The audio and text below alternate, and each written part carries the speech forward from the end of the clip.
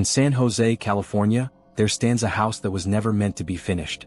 A mansion with staircases that lead to ceilings. Doors that open into solid walls. Windows built into floors. This is not a design mistake. This is the Winchester Mystery House. For nearly 4 decades, this mansion was under constant construction, day and night. Not for beauty, not for wealth, but to confuse the dead. Sarah Winchester was not born into madness. She was born into tragedy. Her husband, William Winchester, inherited the Winchester Repeating Arms Company, makers of the rifle that won the West. But before wealth could bring happiness, death arrived first. Sarah and William's infant daughter died of a mysterious illness. Years later, William followed her, taken by tuberculosis. Sarah Winchester was left alone, with unimaginable wealth and unbearable guilt. Desperate for answers, Sarah sought a spiritual medium. What she was told would shape the rest of her life. The spirits of those killed by Winchester rifles were angry. They were restless, and they were coming for her. The only way to survive was to build a house so confusing that the spirits would never find her. And the moment construction stopped, so would her life. In 1886, Sarah Winchester moved west. She purchased a small farmhouse in California. And then, she never stopped building. Carpenters worked 24 hours a day, 7 days a week for 38 years. No blueprints, no master plan, only Sarah's instructions. And they changed, constantly. Inside the house, logic does not exist. Staircases rise only to slam into ceilings. Doors open into empty drops. Hallways twist, turn, and end abruptly. It was intentional. Sarah believed spirits could not navigate corners. They could not climb stairs backward. They could be confused. And so the house became a maze, designed for the dead. Every night at midnight, Sarah entered one room alone. The seance room. 16 entrances. Only one exit. She claimed spirits dictated what must be built next. Which rooms to add. Which walls to destroy. No one else was allowed inside. And those who disobeyed never worked there again. In 1906, a massive earthquake struck California. 7 floors of the house collapsed. Sarah survived. But afterward, something changed. She believed the spirits were angry. She sealed off entire sections of the mansion. Locked doors forever. Some rooms remain untouched to this day. Sarah Winchester lived inside her maze until her final breath. She never slept in the same room twice. She changed bedrooms nightly, always moving. When she died in 1922, construction stopped instantly. The workers dropped their tools. The spirits had finally caught up. Today, visitors report footsteps behind them, whispers in empty rooms, cold hands brushing their shoulders. Tour guides refuse to work alone. Security cameras capture moving shadows. Some say Sarah is still there, still building, still hiding. Was Sarah Winchester insane? Or did she know something we don't? Because if the house was meant to confuse the dead, why do the living still get lost inside? And if the spirits were never real, why does the house still feel occupied? Some houses are built to protect the living. This one was built to survive the dead. In the quiet suburb of Enfield, North London, there stood a small council house on Green Street. Nothing about it looked unusual. No warnings. No dark history. Yet between 1977 and 1979, this ordinary home would become the center of one of the most terrifying and controversial hauntings ever recorded in British history. What happened inside that house was witnessed by police officers, journalists, paranormal investigators, and 2 terrified children. This is the true story of the Enfield poltergeist. The house belonged to the Hodgson family. A single mother, Peggy Hodgson, lived there with her 4 children. Among them were 11-year-old Janet and her brother Johnny. Life was difficult but normal, until one night in August 1977, when Janet complained that her bed was shaking. At first, Peggy dismissed it as imagination.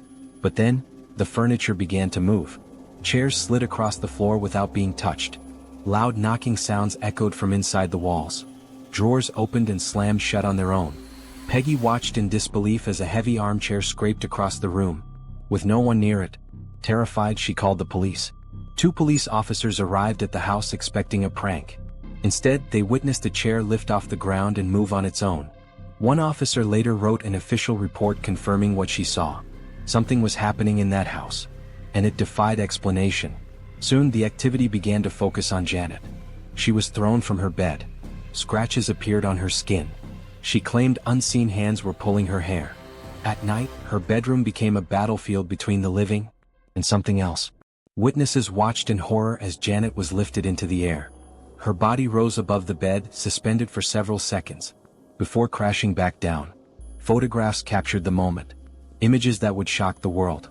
Then the voice appeared. A deep, raspy male voice began speaking through Janet's mouth.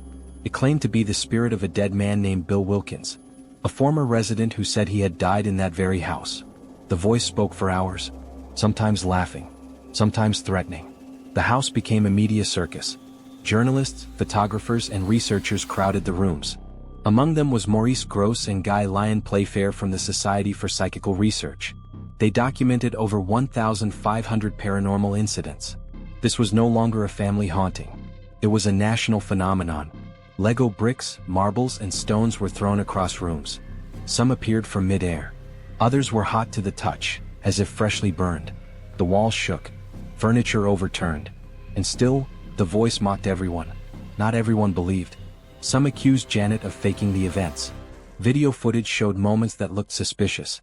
But skeptics struggled to explain the police reports, the photographs, and the hundreds of witnesses who saw the phenomena themselves. Was it a hoax? Or something far more disturbing? By 1979, the activity slowly began to fade. The voice disappeared. The house fell silent. The Hodgson family moved on, but they were never the same. Janet later admitted to faking some events, but insisted the most terrifying moments were real. Decades later, the Enfield poltergeist remains one of the most documented paranormal cases in history. No explanation has ever fully accounted for everything that happened inside that house. And even today, some say that when the street is quiet at night, you can still hear knocking from within the walls. Whether you believe it was a hoax, mass hysteria, or a genuine haunting, the Enfield poltergeist leaves behind one terrifying question. If so many witnesses were wrong, then what were they really experiencing? And if they were right, what else is hiding in the dark, waiting to be heard? In the depths of the Deschutes National Forest, nestled among whispering pines and frozen lakes, lies a place untouched by time, but not by violent memory. Little Lava Lake, serene, beautiful, and remote. A place where the wilderness conceals more than it reveals. In the fall of 1923, 3 men from Bend, Oregon, rugged, seasoned, and eager, journeyed into this wild frontier. Edward Nichols, a sturdy and experienced trapper in his 50s. Roy Wilson, a former Marine turned woodsman. And Dewey Morris, the youngest, just 25, all determined to survive the brutal winter by trapping fur and living off the land. They had made a deal with a local logger named Edward Logan, care for his prized foxes and maintain his trap lines, and in return they could stay in his secluded cabin near Little Lava Lake. A simple life, until something unspeakable tore it apart. On January 15, 1924, a traveler named Alan Wilcoxon trekked through the snow to reach the men's cabin. He spent the night inside, sharing warmth by the fire, swapping stories, and listening as the trappers described their successful winter. They joked. They laughed. They were alive. That was the last anyone saw of them. Days turned to weeks and weeks into months. No letters. No word from the trappers. Concern gnawed at their families back in Bend, especially for Dewey's brother, Innes Morris, whose worry grew like a shadow over his mind. By April 1924, spring had crept into the forest. Innes, joined by fish hatchery superintendent Pearl Linz, finally reached the cabin, only to find a chilling scene. There were no signs of departure, no preparations, no notes, no trek into the wilderness. Just silence and missing foxes. In the flooded fox pens, they found only expertly skinned corpses and a blood-stained claw hammer. The sheriff, Clarence Adams, arrived with a search party. Not far from the cabin they found a sled half buried in snow, smeared with dark stains, and nearby, a hole cut through the ice of Lava Lake itself.